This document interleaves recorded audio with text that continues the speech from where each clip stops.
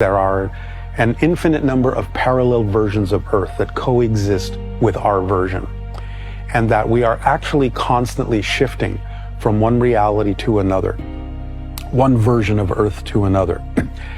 And as we change our belief systems, we navigate through these different versions of Earth to experience something more and more and more like the vibration and the version of Earth that we prefer.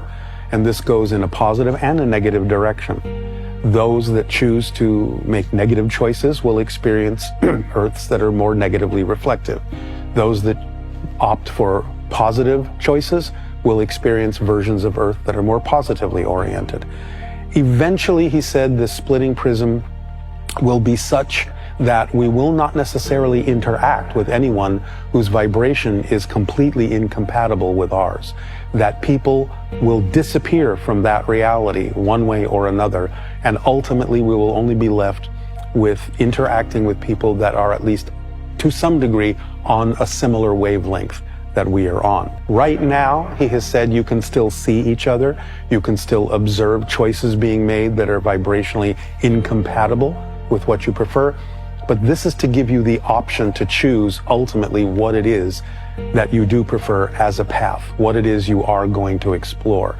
But eventually this splitting prism, like train tracks leaving a station, will get wider and wider and wider and farther apart, and it'll be more challenging to go from one train to another eventually.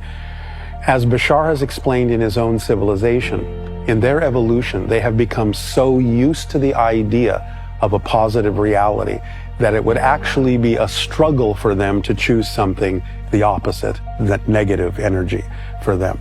It would actually be very challenging for them to do so because there's so much momentum in their collective society, which is telepathically bonded, for choosing a positive experience.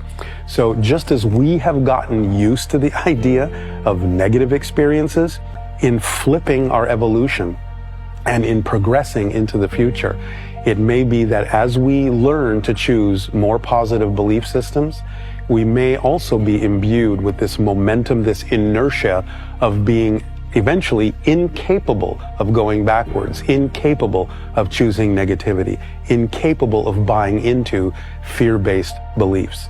And I think that will say a lot towards where humanity is evolving. Because the idea is that once you have a large collective that is really focused in a certain vibrational direction, then it's going to be much easier for everyone else to kind of join if they wish to. It still gives them the opportunity to choose. We still have the free will to do that. But it makes it easier.